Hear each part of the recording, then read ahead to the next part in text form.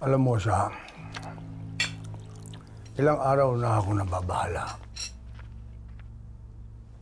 Na hanggang ngayon, buhay pa rin si Black Rider.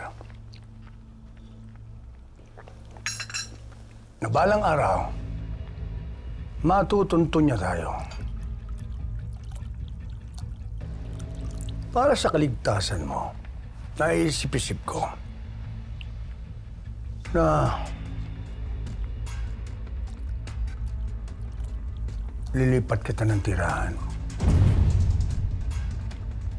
Ititira kita sa bahay ko sa Singapore.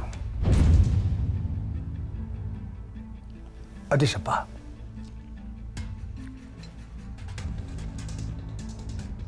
sa darating na eleksyon, kakandidato ako ng presidente.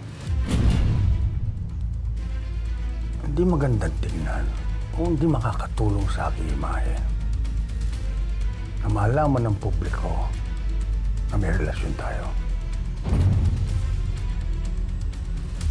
Yun ay para sa ikabubuti natin dalawa.